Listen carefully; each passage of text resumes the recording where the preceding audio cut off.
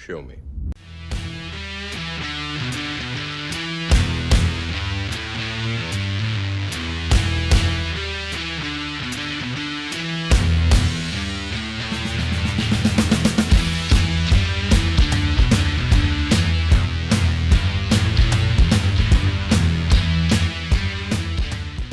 I'm the martial arts film freak, and I watched Kate. Kate, it's gonna be okay.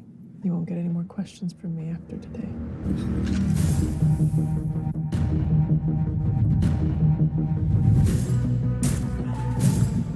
Who are you? I'm Kate.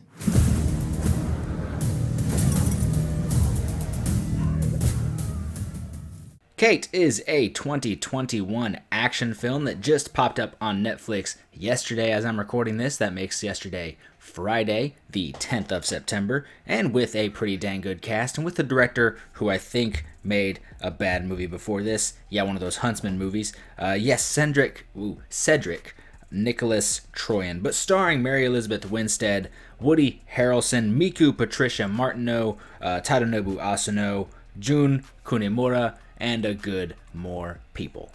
The film is about Mary Elizabeth Winstead's Kate, who was raised to be an assassin, picked up by Woody Harrelson at a very young age, raised to just be a killer, trained in all sorts of martial arts and gunplay. And on the day she decides she wants to retire, she is done. On her final mission, she is poisoned. And she has 24 hours to find out who did it and why before, she dead. Pretty much by the end of this movie, she's gonna be dead. I was going to say that this is like the next movie that we've gotten this year that's just like a female-led action movie, but that's stupid. We don't just point out every time it's a male-led action movie, oh, look at this, we got a new male-led action. We don't do that. So we shouldn't really do that for women. However, this is another installment in films where the title is just the first name of the main character. You got Kate, Anna, Rambo, Judy, Jackie, probably more I can't think of. Forrest Gump. That one doesn't work. Cruella. That one fits. But back to the movie. I enjoyed this a lot more than I was expecting to, only because, I don't know, my hopes have kind of been dashed a little bit with some of these sort of action movies, these random action movies that come out. Like Anna is the one I always go to, where my problem with Anna was I enjoyed it. I really did. But it's not an action movie. Not as much as it says it is in the trailer. In the trailer, they shove in every single fight scene into that trailer and makes it look like it's just this super crazy action-packed movie when it's not. It's about 45 seconds of action, and then the rest of it is espionage drama stuff, which I liked it, but if the movie would have told me that's what it was, I would have gone into it expecting that. This was much more action, just a whole lot more action. As you go along, there's less fights because she's dying. By the end of the movie, she's essentially just stumbling with a gun. But story-wise, that makes sense. Mary Elizabeth Winstead is always good. I can't think of a movie she's bad in, even Sky High, and I like Sky High. She's good in that. The little girl, which was her name, I don't remember, hold on. Miku Patricia Martineau. I enjoyed her. Her back and forths with Mary Elizabeth Winstead, their chemistry was quite good. And of course, you've got people like Tadanobu Asano and Woody Harrelson, who are always charismatic and fun to watch. I love Woody Harrelson. That dude picks some random movies. You ever seen Bunraku? It's a weird one. You ever seen Defendor? I like Woody Harrelson. He picks just random but pretty good movies. The plot of the film, as she's trying to find out who poisoned her and why, it's not as sneaky as I think it thinks it is or is trying to be. I kind of figured out as soon as I understood, okay, this is where the plot's going, this is what's happening, she was poisoned on her last day. Pretty sure I understand who did it and why. But at that point, I'm just sort of along for the ride. I understood. I'm like, all right, gotcha. She's going after this person. She's probably not correct. It's probably also this person. But you know what? I'm here for it. I'm just going to watch her go fight people.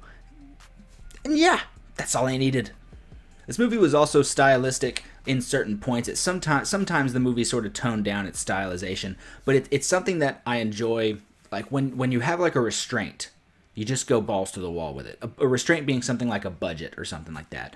My favorite example was Takashi Miike's First Love.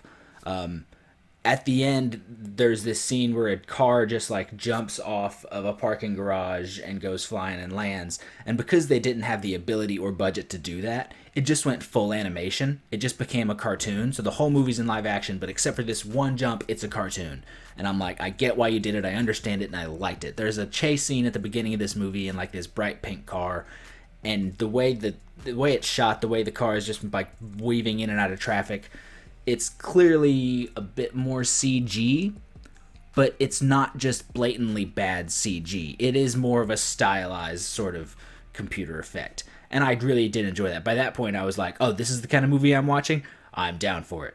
On to the action, on to the fight scenes, and they were surprisingly good. There were times where you could tell it was a stunt double for Mary Elizabeth Winstead, mainly in times where it's very much on the back of her head, which, to be fair though, there's a lot of fight scenes where you do see her face. She did to appear. It appears that she did much of the action within this movie. Granted, there's probably some sort of effect where you can just have somebody else do it and then paste her face on top of that person. I'm going to choose to believe that's not what they did, and she did most of the fight scenes, and if that's the case, she did a good job. It wasn't always the most amazing choreography. However, the fight scenes understood when to choose a wide angle and when to choose an interesting angle. I'm not talking about cutting around a lot. I'm not talking about zooming in to the faces and the hands and the arms where you're missing all the choreography. No, you can always see the choreography, but sometimes it'll maybe choose the top angle, and in the top angle maybe you can put in a stunt double there, and but still be able to get the shot, and it looks cool, it looks interesting.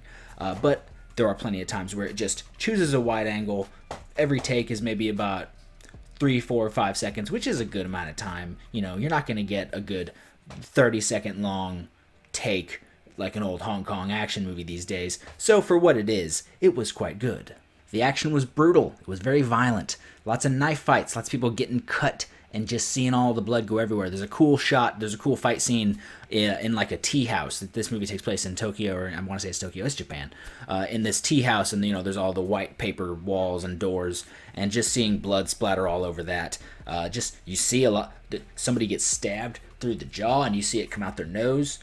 So at one point, Kate does take a bit of a knife to the face. She's kind of holding it up, and as it's coming back down, you just kind of see it going into her cheek, and that was gross, but interesting. That tea house fight, it did make me think, only because of its setting, of the sort of tea house fight in City of Violence, Korean film from several years ago, and you know what? It maybe surpassed that. It may be my favorite sort of tea house fight. If you got your hallway fight scenes, you got your bathroom fight scenes. I've got a video on that. Go watch that. You've got your, rooftop fight scenes, whatever. Tea house fight. Let's do tea house fight scenes. This was probably my favorite now. Oh, Dragon Tiger Gate. Dragon Tiger Gate does have a good one. One thing I did like about the action here is the action made sense from a logical perspective. What I mean by that is you see characters with guns and you're like, just use those guns. You see in a lot of movies where like henchmen will run up to the hero with a rifle, and they'll just run up to them and then get hit, and it's like, you have a gun, you could have shot from 30 feet back. In this, they don't do any stuff like that. If a character has a gun, they're going to use the gun. If they lose that gun, it's up to knife in hands. But they have to either run out of ammo or lose their gun or something like that. At one point, the hero loses ammo and is just surrounded by dudes with guns in an alleyway, and she got to book it. She's running. And that just led to a fun gag where like one dude chases her into a bathhouse with a gun, and she gets to the door and he's like right behind her, but then she just hears click, click, click, he's out of ammo, and she just closes the door and turns around. And it's fun. That's just good character moments within the action, and it made me happy. As I said, the action does dwindle down towards the end. Throughout the beginning of this movie, she is much more lively. She's only recently poisoned. She's got like these like 6 or 7 shots of whatever to just pump into her leg every time she's feeling down. But by the end of the movie, when she is just hours away from death, and she's just limping. She's dragging herself to finish her mission with a gun in hand, and she's just shooting anybody that gets in her way. The choreography's out the window. She is dying, and she's got a gun. By that point, I get it. You've given me enough fight scenes. I am now with this character completely. Finish your goal. Finish your mission, even if it's not a whole bunch of action martial arts fight scenes. You're not going to get a huge, big final fight at the end of this movie, but story-wise, logically, that makes sense. Oh, this movie also did have one sort of plot element that I was like, oh, that's very similar to another movie that came out this year, Gunpowder Milkshake. And you'll know it if you've seen Gunpowder Milkshake, which I enjoyed for the most part. It was fine. You'll understand the one plot element of this that I'm like, I just saw this in Gunpowder Milkshake. It was earlier this year. It was like 2 months ago, last month maybe. I didn't mind. I enjoyed it. But anyway, let's talk about rating this movie. What would we give it? I am going to give. Ooh, it's a little bit hard. I'm going to give 4 adrenaline injections out of 5. 4 Woody Harrelsons out of 5. I enjoyed this movie quite a bit. It wasn't amazing. It wasn't great. But, you know, for just a good late night Netflix action movie, I was thoroughly entertained. Even though at the very beginning I was like, oh, this is crank. But you know what? Still good. The action's good. The fight scenes are good while they're there. The choreography is not great, but you know what? The camera angles, everything they do, the editing is good. It's fast-paced. It's interesting. Choreography's good. It's not saying the choreography's bad. It's just, you know, it's not going to be the most creative, amazing choreography I've ever seen, but it is good choreography. I did enjoy that quite a bit. And the story and the characters are good enough to keep me entertained for a good hour and a half, maybe 2 hours. But did you see Kate? Have you seen Kate? It is on Netflix if you've got it. I don't know about Canada Netflix or Europe Netflix or Japan Netflix, but America Netflix, you're good to go. Tell me your thoughts on the film in the comment section down below. Did you like it? Did you hate it? Was it just kind of okay? Like one of those Netflix movies that you just watch it and you're like, yeah, I guess that was 2 hours. Just think about it that way. Tell me your thoughts in the comment section down below. Don't forget to like, share, and subscribe. Head over to Facebook, where there is the Martial Arts Film Freak Facebook page, Instagram, Martial Arts Film Freak, Tristan_Glover on the Twitter, and Martial Arts Film Freak on TikTok. Thank you so much for watching, and have a good day.